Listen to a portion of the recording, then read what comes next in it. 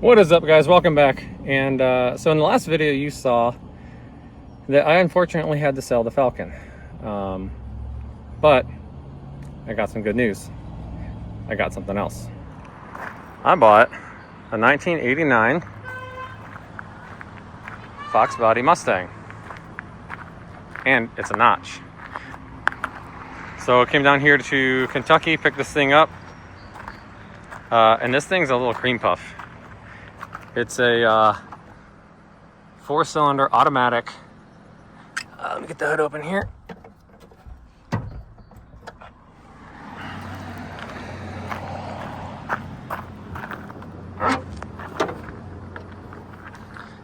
It's had an engine swapped into it at some point, but it's obviously a 4-cylinder. Strut towers are super clean, not bent. It's not really been molested or touched. Doesn't appear to have ever been wrecked. It's just a nice little original Fox. I did notice while I was sitting here, the cooling fan's not running appropriately, so I'm gonna wire it straight to the battery. Yeah, and then we should be good to hit the road. All right, so I was just ready to pull out, and I stuck this to the battery, but this connection's so bad, it's arcing and stuff, that I'm gonna just cut this connection out and wire this fan directly to the, or wire these wires directly and get rid of this connector here.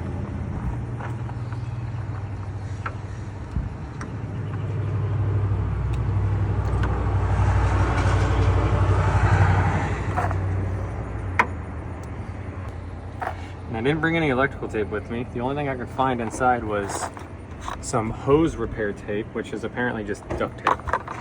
So that'll work.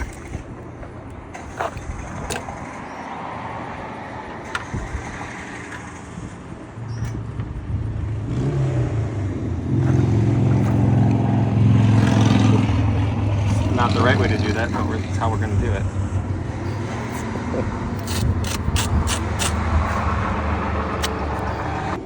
Yeah, I noticed when, well, actually I didn't, Micah, who's running the camera, noticed when this was sitting here, it was dripping some coolant out of it because I had it sitting here idling, and the fan wasn't running. And then I come up here and realized the fan wasn't doing anything. They got it kind of like redneck wired into something through here, but I don't know what it's connected to, and I don't know what runs it, so, and this connection's bad anyway, so. Ow, that's hot. Yep, I am gonna tape this to here though, so it doesn't get into the fan. Out of the way. Yeah, and then we're just gonna let this fan run for the next 3 hours.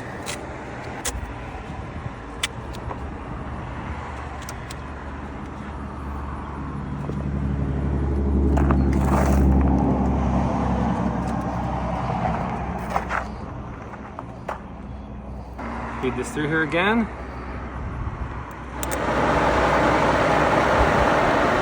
All right, let's try and hit the road. All right, so we got about a 3-hour drive ahead of us. Let's see if this thing makes it. It rides a little rough, brakes are a little weird. I got no working AC and it's like 90 degrees out, so that's gonna be nice and fun, but let's hit the road.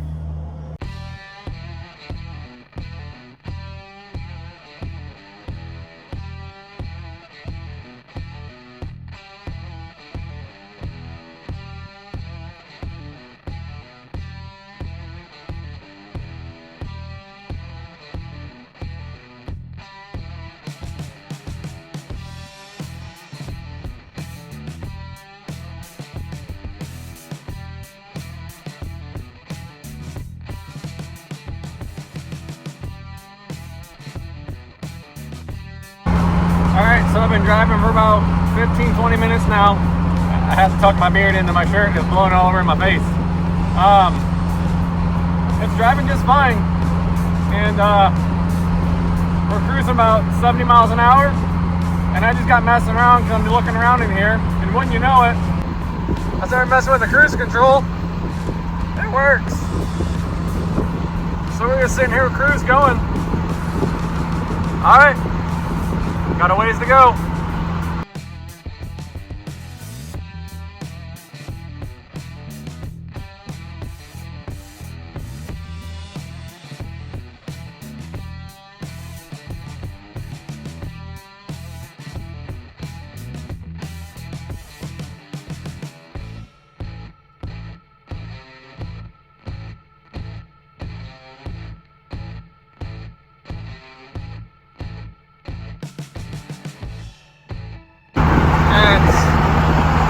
pretty much my twin. Not really, that's a GT.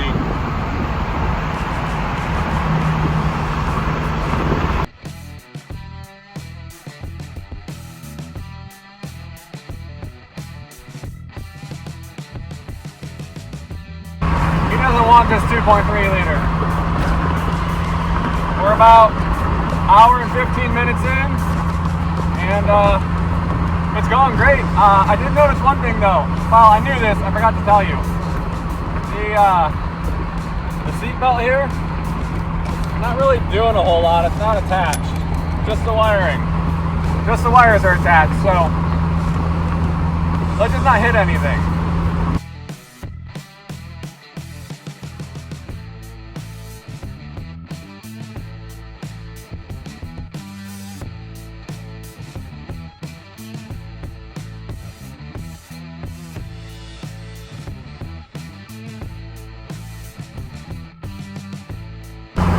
So we got about an hour left, and we're gonna need some more hills. Some of these steeper, longer hills, I gotta have this thing floored to try and maintain speed up it, so these semi trucks aren't trying to pass me. So little 4-cylinder is working for it, but hey, it's doing great. I'm curious to see what it's getting for fuel mileage, because it feels like it's just sipping on it. But got about an hour left.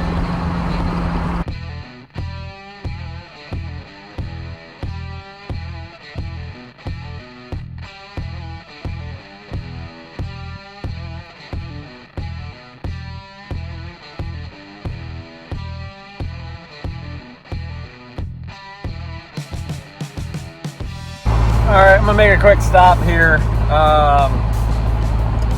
Looks like the oil pressure is starting to like flutter a bit.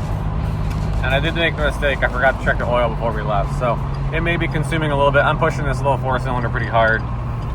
It could have a leak too. So we're gonna pull over at the gas station, check the level, and hopefully just a little bit low. And then we're back on the road. Alright, so we definitely got some sort of an oil leak somewhere. It's all wet down there and it's dripping on the ground. So I haven't pulled the dipstick, but I'm assuming it's a little low. So I'm gonna get some oil for it, and we should be good to go. $7 a quart. Goodness. All right. Let's pull this dipstick and see where we're at. $7 a quart. Is it really? Yeah. Oh my gosh. That's a lot.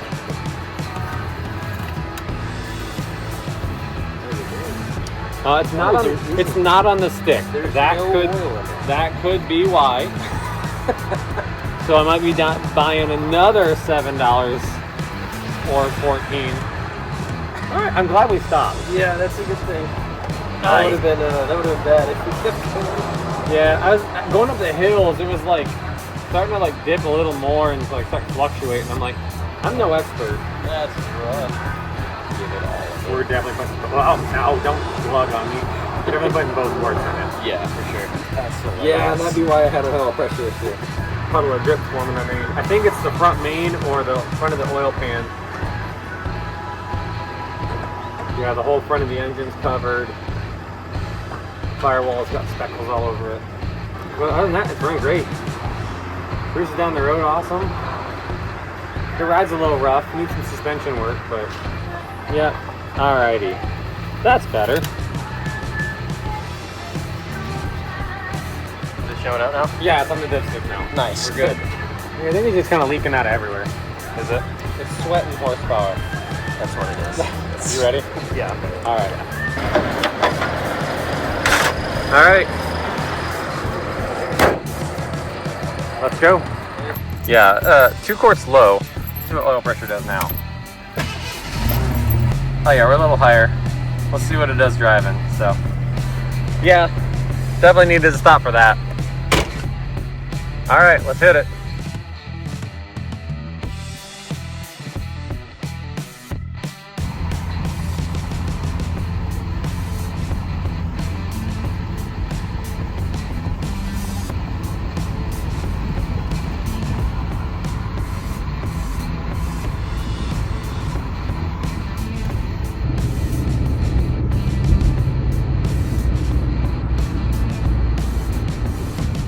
right, so it's a couple days later. The Mustang made it back to the house, no problem. Other than the few stops that I had to make for oil.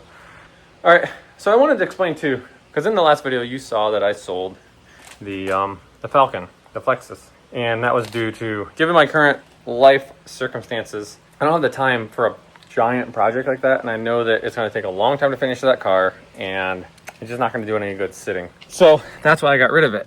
But then you're probably wondering, well, Caleb, if you don't have time to finish the Falcon, why would you buy another car?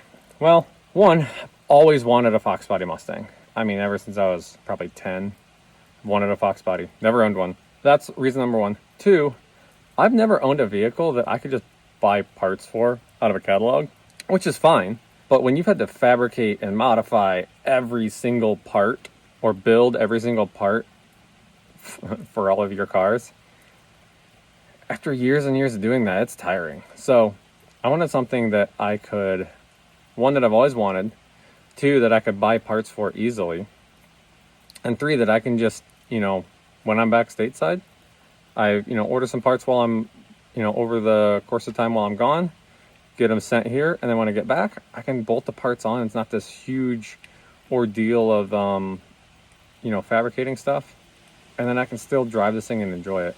I do have big plans for the car. It's not going to stay a 4-cylinder. But yeah, so I want to explain, why I did that. Hope that makes sense. But I really didn't, show this thing off much in the beginning of the video. So let's kind of walk around the Mustang and take it in a little more. All right, so as I mentioned before, it's 89 Mustang Notchback, 4-cylinder automatic. Let's start with the outside and walk around this thing. It's definitely been repainted, and I just washed it, so that's why you see a little bit of gloss, but it is all oxidized and faded. So we got I believe those are called the pony wheels, which I kind of like. I do like the way the car sits right now and looks. It's just, I don't know, it just looks nice. So the guy was telling me he thinks this front bumper is aftermarket. The reason he thinks so, and Fox Body guys, let me know, it does not say Mustang right between, and I think most of them do. So he thought this was an aftermarket bumper. So if it is, drop some comments down below and let me know. We got typical 80s, 90s fogged Ford headlights. I did just notice our hood has a little bit of a wrinkle right here, which is also, probably related to the flex in the bumper. So moving around, we got a sweet little pinstripe going all the way down it. Our side moldings are starting to curl. If you guys have a solution for that, let me know. Or I don't know how it'd look with them removed, but yeah, drop that down below too. This car's super clean. I got it out of like southern-ish Kentucky. I don't think it spent much time any more north than that. I don't know where it originated before that, but it's super clean. More evidence of a repaint. We've got red all over the trim, and then someone's repainted maybe the mirror or something. We got black overspray, yeah, right through here on the red. So we're, trading paint all over the place. Again, pony wheels in the back. Got a little bit of some, a bit of towel. A little bit of surface rust poking through here. And then again, all of this overspray.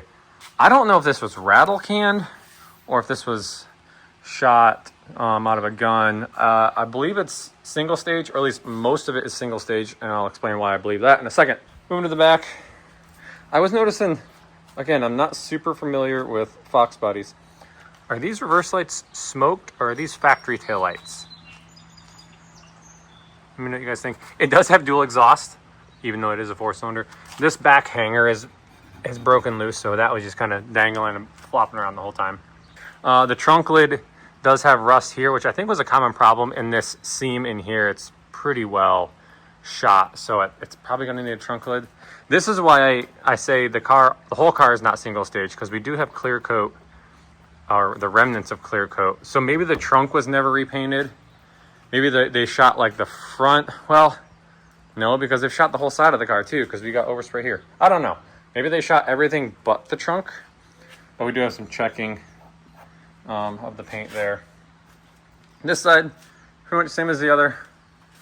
Got a little dent right here with some surface rust. This water is on the inside of the window, so you know, door seals, window seals are not great after just washing it.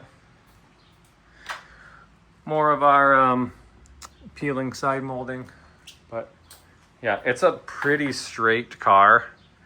And like I said, let's take a look underneath a little bit. The pinch welds are amazing. The torque boxes look good.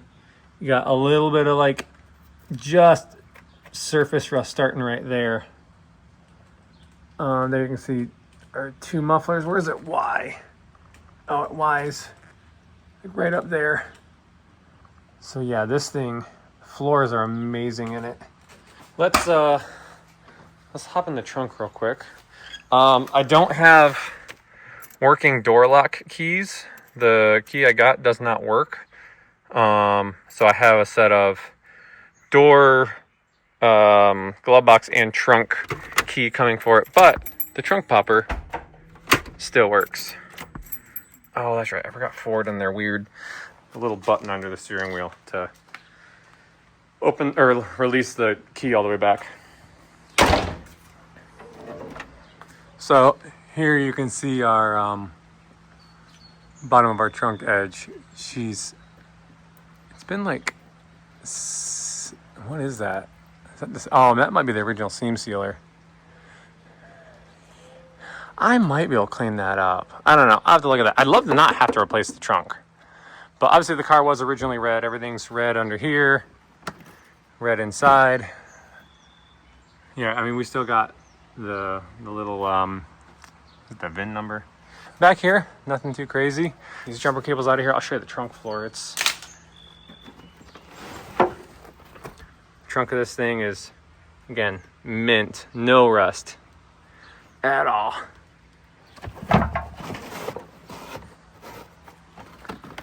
Yeah.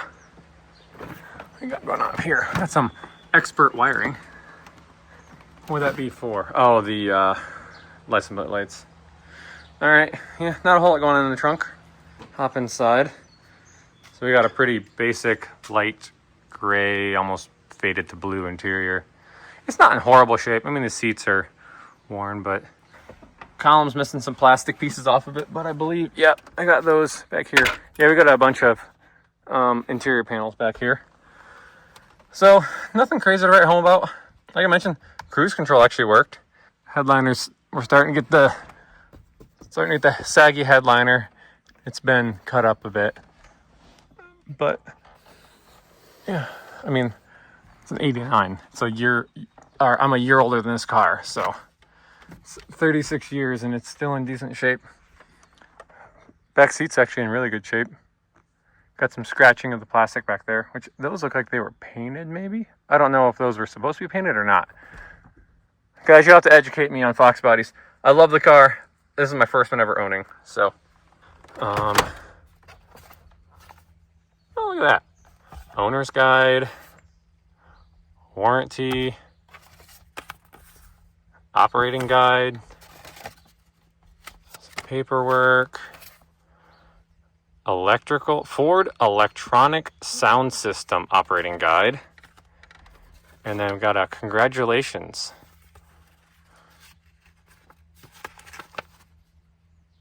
Man, look at that.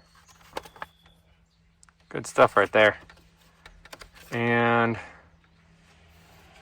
yeah, some more information.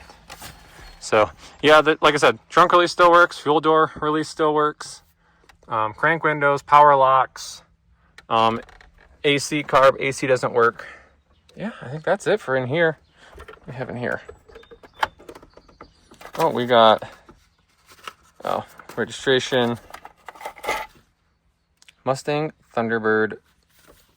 What is this? Maintenance schedule, and we got some fuses and a place for our cassette tapes. Good stuff. Oh, and I got a button.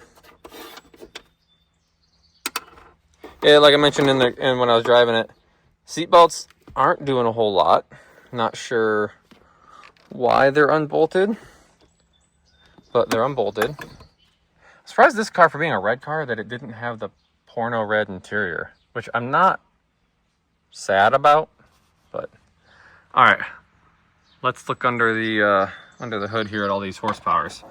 All right, so here's the horsepower beast. The guy said the engine was replaced with a newer engine. Don't know the mileage, don't know out of what. 2.3 liter. It motored on home just great. You know, it's leaking a little bit of oil. But like I said, I was pushing this thing hard. Like we were running 70, 75, and I was maintaining 65 up the hills. So this thing was working pretty good. Looks like we got some newer AC components. There's a newer accumulator. Line looks newer. I wonder if we could source some R12 or convert this over to R134. If we could, yeah, AC, the clutch is still, you know, it still spins, it's free. I wonder if we throw a belt on this thing. If I'd have air conditioning, that'd be excellent. But yeah, it's pretty untouched. That's what I like about this car. It's not been like molested. Let me see if I can get in here to show you the strut towers. Let me find a flashlight. All right, as a lot of Fox Body guys know, strut towers rot out in these things. This thing is clean. There's nothing. And then even, you can tell it's not been wrecked super hard because this pinch weld's not bent on the frame rail. I don't know if you can see the other side. Yeah, other side looking super good. It looks like it's got like just a touch of like where the paint's starting to bubble a little bit. Again, that rail down there, I don't know if you can see it right here, it's not bent. It does look like the front end has taken a bit of a hit at some point. Not terrible, because this fender, you can tell by the primer showing, it's out of alignment. So I guess this front end could be swayed a little bit, or this fender is just kind of wonky. Let's see if we can look down in here. Yeah, nothing too crazy. I mean, that apron's not all bent up. As you can see all the overspray where it's been repainted. But like, core support's not cranked. Yeah, condenser's painted red. That's a clear sign that it's been messed with. And then the other thing that these things had, you know, are notorious for, is the bottom of the radiator support is always hammered, and this thing's mint. It's not been run into or run over a curb or nothing. So this thing's clean. Let me fire it up and let you guys hear the exhaust on it. It's kind of funny.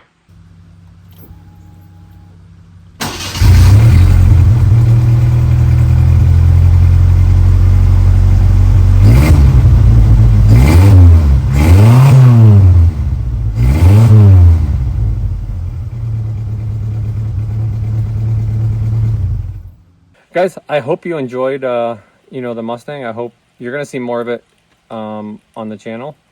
And I think in the next video, I'm going to try and tackle this paint. See if I can't get some shine out of this thing.